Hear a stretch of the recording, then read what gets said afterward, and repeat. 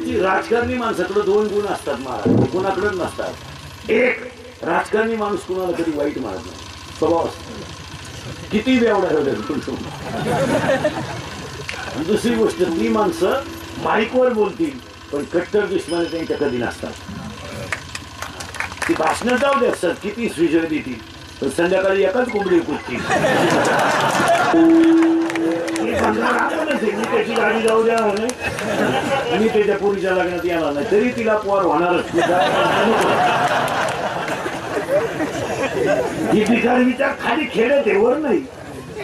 वर बिचारी विद्वान माणसं ते राजकारणामुळे लोकांचे संबंध तोडायला मोकळे आणि ते एकत्र बसणार, विचार करणार, सभेत काही बोलू द्या, त्यांची बैठक वेगळी. आपली भिकार लोक नाही जाऊन द्या ना बैलगाडी, अख्खं तुकडं की गाडी नाही जाऊन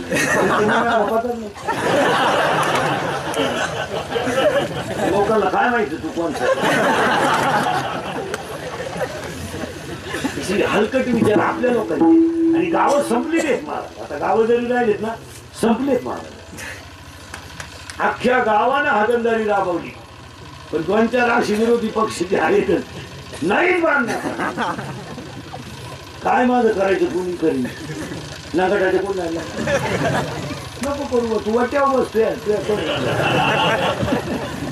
त्याला त्याच्यात पुरुषार्थ वाटतो मला. काही काही माणसं मला कीर्तनाला कार्यक्रमाला आली ना, कीर्तनाला नाही येते, आचार्य कशी वगैरे आले टाक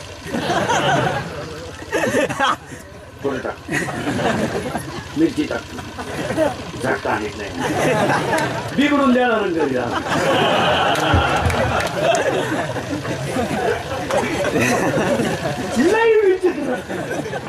ठरत आला ग्रामपंचायत बिनविरोध करायची, उठलाच कोपऱ्यातून का करायची बा, उठला खंडीच्या वर्गात तिला बोंग्या करून दिली गावाची लावून झाला बा. तुम्हाला आपल्याला नाही पण का बा नियम काढ, तू आपल्याला नियम शिकितो, नियम मोडणारा. जत्राची मीटिंग बसली ना जत्राची, मग एक जाणकार माणूस उठ होतो, दुष्काळ पडलाय, त्याला पाणी नाही, यंदा तमाशा आणायचा ना करू नका, चांगलं नाही, 80-90 हजारात तमाशा आणून चव घालण्याचा गावचे. उठलं कोपऱ्यातून म्हातारं, का नाही गंमत आणायची. आपल्या पांढरीचा नियम आहे, बाईनं आपल्याशिवाय पीक पाणी नाही, मग पहा चांगलं आमचं काम आहे. आग लावून वरून तो आपल्याला काय म्हणतो म्हणजे सांगणं आमचं लय शहाणा. मग तो दुसरा म्हणावं बाबा ऐका पैसे नाही, 100 जास्त करा, काय कोणाला रोग झाला नाही, मग नियम मोडी टाका. त्याच्या शेजारचे 2-3 उठले, खरंय खरंय आणला तमाशा, गाव बसलं थोबाड बसू, त्यांच्या पुढे कोणतं चाललं नाही, 80 हजारात तमाशा आणला, गावात यायला पाहिजे. आणि जत्राला तमाशा 80 हजाराचा. आता आपल्या गावचे 10-5 सांग, शेजारच्या गावची 2-4 बोलू, तमाशा काय नीट होऊन देते ना. बरं ती तुळी कुठून ती कोणाला साखरपुड्याला 5-25 लोक शिळा लावायला, पण नवरदेव मिरवायनी कुठे तिचे वाढला उठल्या वावला उठल्यासारखी पोर उठल्या. इथं काय मला तुम्हाला दिसत आहे का कुठे, ती तुळी कुडून येते. आणि बायांच्या अगोदर हरामींचा एक डाव समस्या सुद्धा होऊन द्यायचा, ज्याच्या ताब्यात वय येतेच माईकवर बोंबले, गावची इज्जत घालू नका. मोठ्या कष्टाला बाई आणली, त्यातच घालून म्हणतो वन्स मोर सांगावा. आणि म्हणतो कोणता मामा लोक म्हणले तुझं ते माझा, ते माझा असू शकत नाही. लोक म्हणले तर नावा आहे गो, मग तुझं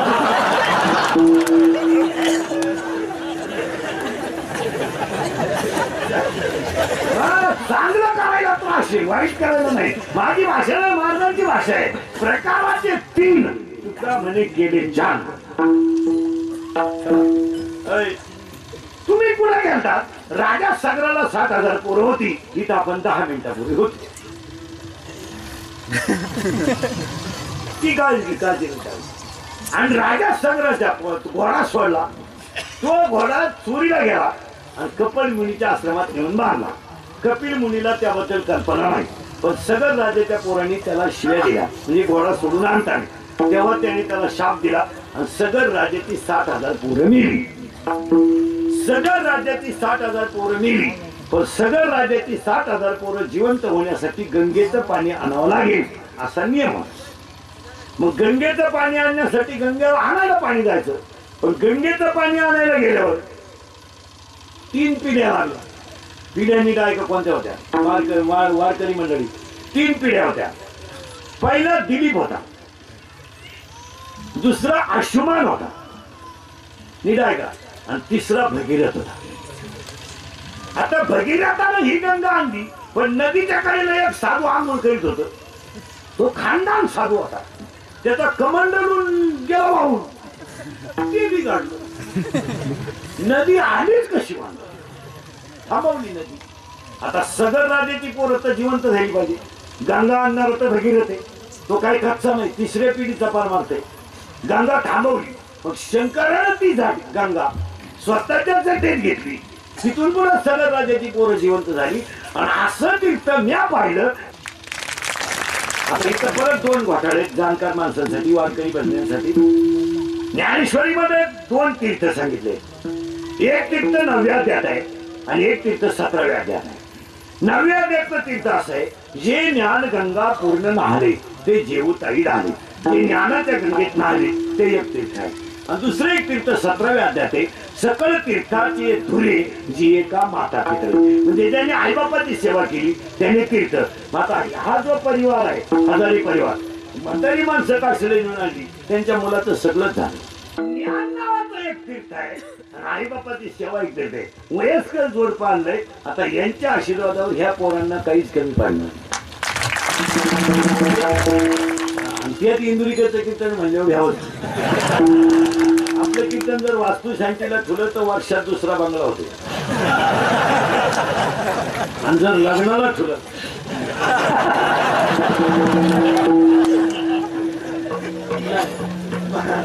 नाही. महाराज माना नका मानू, पण एक शक्ती कोणती तरी मानवाच आहे. ज्ञानाची गंगा महिला मंडळ. आता हे गंगा पूजन आहे. आता एक वाक्य ऐकाल का? आता नीट उत्तर द्यायचं तुला. तुमच्या सासूला एक भाऊ आहे. सासू तुमची शेवटच्या स्टेपला आहे, सावध राहा. हे जवळजवळ जाण्याचं भेटतात.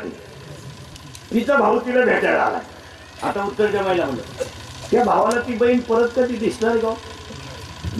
कसंही झालं तर नाथं कोणाचं बहीण आली, त्या बहिणीच्या डोळ्यातून ओघळ आली. आता तिला काय दुःख असेल हे सुनाला माहिती का? तिच्या भावाला लबाड बोलायचं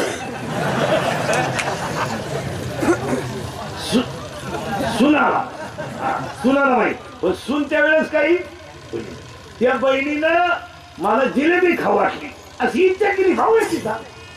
त्याच्या डोळ्यातून पाणी आलं. अरे मी आणायला लागत होती, पण तो थांबला, चहा प्याला, पण गेला परत आणि परत आला. अरे बहीण आहे माझी, कधी मला दिसणार नाही. मागितलंय तरी काय ते जिलेबी मागितली. त्याने 2-3 जिलेबीचे एटुळे आणले. बहिणीशी बसला, रडला तो. एखादा एटुळा नाही, एखादा घास द्यायचाय बहिणीला. काही एक अख्खं द्यायचं नाही, एक घास द्यायचंय. त्याच्या अख्ख्या बहिणीची इच्छा पूर्ण करायची त्याला. बाकी काय करायचं? खरं सांगा महिला मंडळ, तुम्ही त्याला ती जिलेबी त्याच्या बहिणीला देऊ देता का? हा त्रास होतो माझं, मला माहिती मी कशी सांभाळतो. देऊ ना. ते विचारून दिलं ना, रडला तो नाही कधी. आता बहिणीचं काही झालं तर शेवट तिच्या हाताखाली होणार, रडला तो.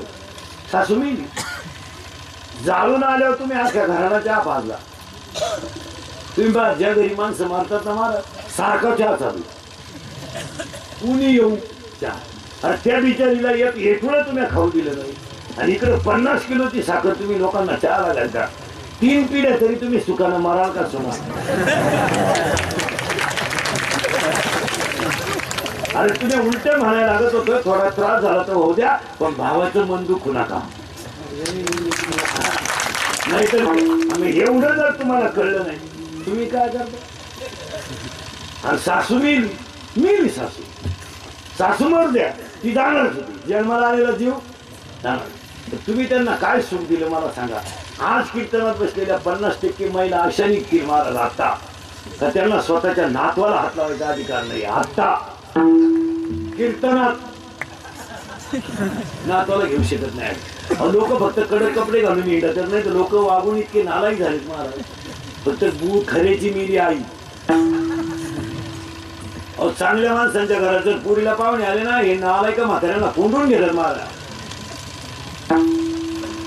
यांची इज्जत जाते ना बांगल्यात म्हातारानं कुठून घेते म्हणते. कारण येणारे पाहुणे सगळे बिनबापाचे पाहुणे. अरे उलट म्हाताऱ्याला त्या दिवशी आंघोळ घालून चांगले कपडे घालून पाहुण्यात बसवलं पाहिजे. म्हातारा तो देवा समान आहे. काय मत आहे तुमचं. तो वयाने कमी झाला तो का पागल होता का. लोकांनी त्याला येणं ठरवलं. सुनबाई म्हणली कळी उघडू नका. म्हातारा आमचा जवळजवळ डोक्यातून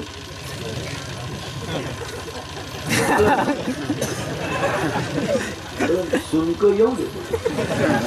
जिनं भावाची सून करेल तिला विचारा ना कसं काय. तिला तर तोंडाही वरता येईन माराय खाता येईन.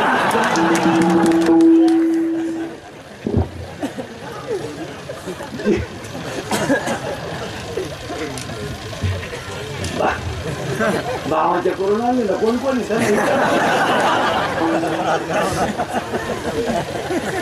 तिला विचारू ना धाकट्याचं लगीन करते की यंदा काही पहिली ना जेवढी जिरावली दुसरी आले होते मला दूध फुल शिवाली तो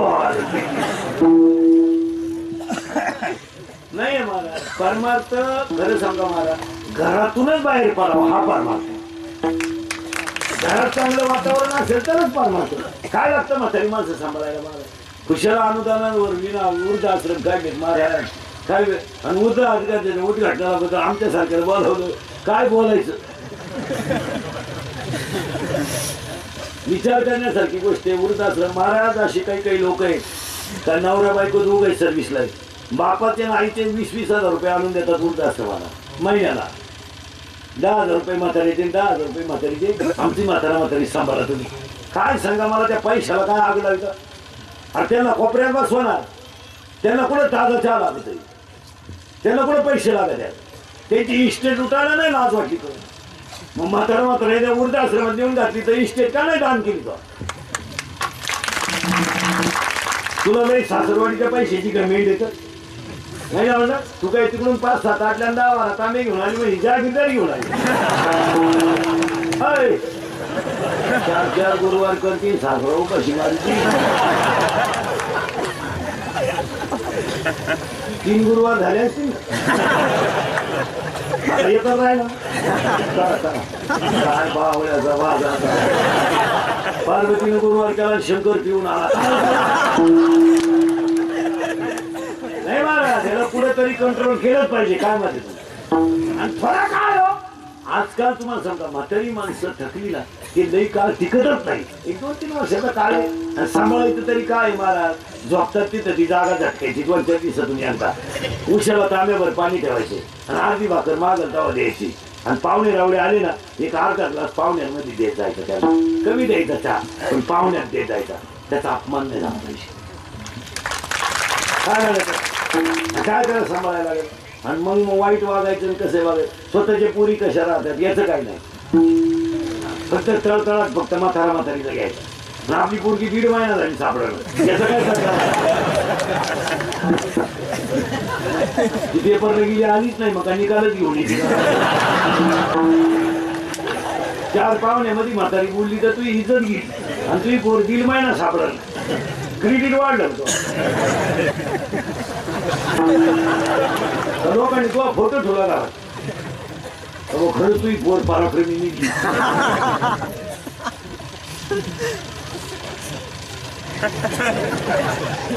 ₹2 तंबाखूची पुडी म्हाताऱ्याने मागितली तर सासू म्हणली परदेशी दिसली.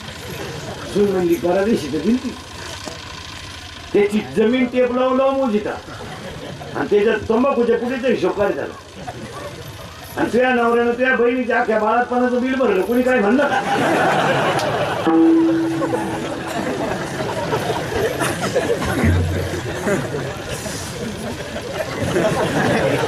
डोकंच बंद होईल माणसं. काय माणसं आहे महाराज, नाही साध्या साध्या गोष्टी आहे महाराज, या शिकल्या पाहिजे.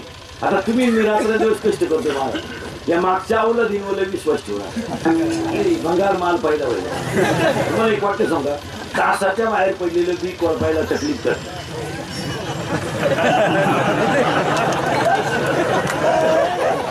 पण कोसाचं नाही. महाराज महाराज विनोदाचा वाद सोडा, 4 वर्ष शेतकऱ्यानं भयान दुष्काळाला तोंड दिलंय. आणि ह्या वर्षी त्याच्या दारातली लक्ष्मी गेली. 10,000ची गाई त्याला फुकट द्यावं लागली. एवढा वाईट प्रसंग त्याच्यावर. मग त्याला काय पोरं उपाशी झोपावली.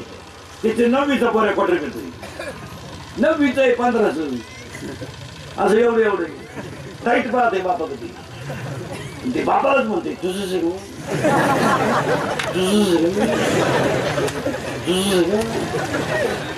तुझ्यातून माझ्या तेवढा फरक त्याचा बाप म्हणला. आता मी म्हणतोय बाबा तुझ्या 10वीला गेले, आता 17 16चं शंभर.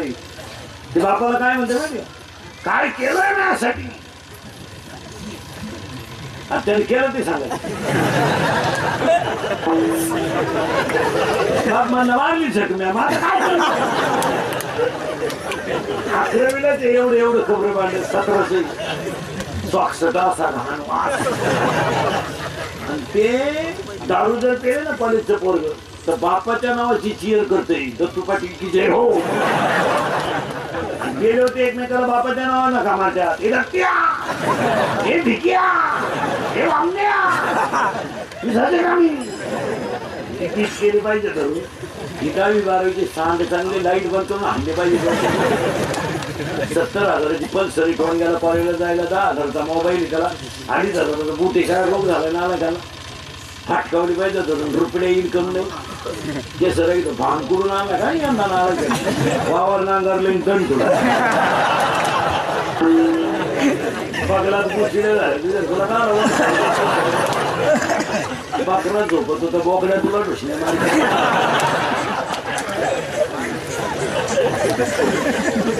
काही झालं का लगेच औषध घ्यायचं. ते औषध घेणं पोरांनी एक फॅशन झाली. शंभरे पुरीच्या प्रेमात पडायचं, ती नाही म्हणली का चोर वाटायला. पुरीनी लगेच ती ठेवून ठेवायची, मी त्याची नाही तर कोणाचीच नाही. बाबाला आणली पाहिजे. एकानं नुसतं पोरगी नाही म्हणली म्हणून औषध चोळलं, घरच्या वाटलं ते आलं. डॉक्टरकडे नेलं, डॉक्टर कोणत्या ठेवून दिलं, जागवत आलं. तुम्हाला मी पेलच नाही, चोळले. डॉक्टर म्हणले पालता वय धुतल्याशिवाय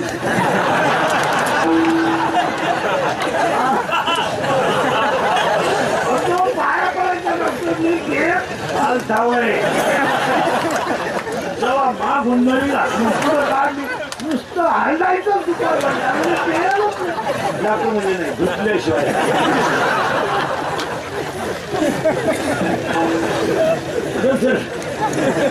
जसं धुवून आणलं ते औषधातच पाहिजे. फाटकावली पाहिजे. विनोद आहे का, विनोद आहे. 8-10 दिवसातून महिला म्हणजे पुरीला जवळ घेतलं पाहिजे, तिचे हात पाहिले पाहिजे. बांगडी आहे का बघा पुरीच्या हातात, ठेवून द्या तिच्या खांद्यावर. तिचा भांग तपासा, पूर्ण तो भांग. आता तर गेंजर भांगणार नाही पुरी, एकच बाजू बांधायची, एक बाजू मोकळी. एक पोरग कॅमलच्या कडे नव्हतं, पूर्ण असं केलं ते पडलं कॅमल मध्ये. वाटलं खुणावलं तो काय गेलो. पुरीचं दप्तर तपासीचा 7-8 दिवसातून एकदा, शेवटच्या पानावर ग्रहपाठ असतो. पुरीचं एसटीचा 5-8 दिवस झाले पंच नाही. एसटी पोरगी भुयारातून मुलीच्या मोबाईल मधला बॅलन्स चेक करा. आपण पुढला 100 रुपये दिले, त्याच्यात 500 आले. 100ला 500 ही स्कीम कोणती आहे? 1 GB आहे का 2 GB आहे का? 10 वर्षापूर्वी मुलीचं लग्न करायचं तर 100 माणसं पोरगी पाहायला जात होती. आता 2 माणसं जातात पोर पाहायला. पोराची आई पोराचा बाप ते वरून म्हणते आम्ही आज दुकानला म्हणणार गोंग्या होईल गोंग्या. पुरीचा बाप म्हणला तुम्ही म्हण नका ती पळून गेली ती काय फार वाटलं इंद्री करते कीर्तनी भाऊ. हे खोटं नाही ठरत ते. 10 वर्षापूर्वी बोलत होतं ते आज खरे, आज बोलतो ते काही खरे. मी 10 वर्षापूर्वी म्हणत होतो मजूर गाडी दिली आला. मी 10 वर्षापूर्वी म्हणत होतो मजूर बागायतदाराला याच्याने पैसे दिले. मी 10 वर्षापूर्वी म्हणत होतो मजूर बागायतदाराची खरेदी घेतली. मी 10 वर्षापूर्वी म्हणत होतो पोऱ्या बापाच्या अगोदर जाईल गेला. मी 10 वर्षापूर्वी म्हणत होतो पैशावाल्याची किंमत वाढेल, बुद्धिमानाची किंमत कमी होईल झाली. मूर्ख माणसाला समाजात मान येईल आला. मी 10 वर्षापूर्वी म्हणत होतो पोरगी बापा लग्नाचं लई लोट होणार नाही. निम्मे बाप मोकळे केले आणि या गावाच्या कुणावर प्रेम त्याला क्वालिटी नाही दर्जा नाही काही नाही. पोरगी 12वीला आणि पोरगा उंडायचा आता काही प्रेम आहे. दिल दिया है ईद भी देंगे.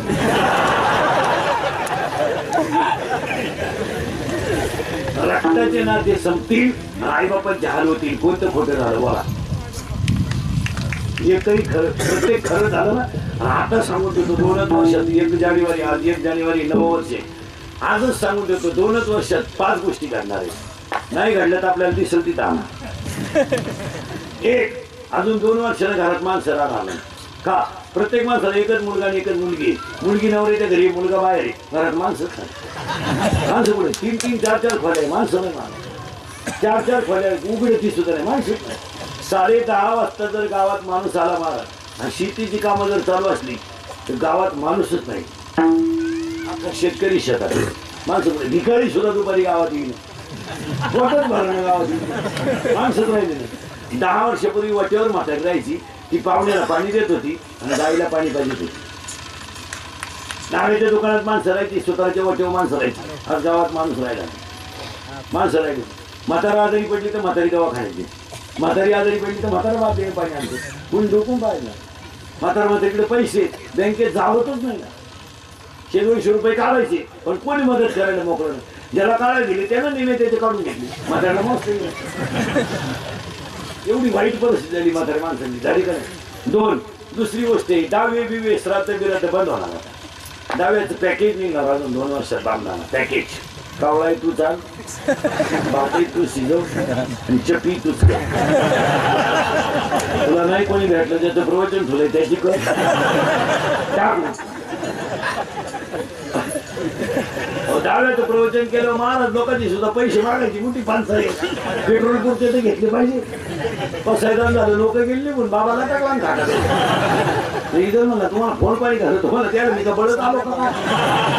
आणि तो चप्पी केलेला सापडतो त्याला म्हणतो राम राम तुला भाऊ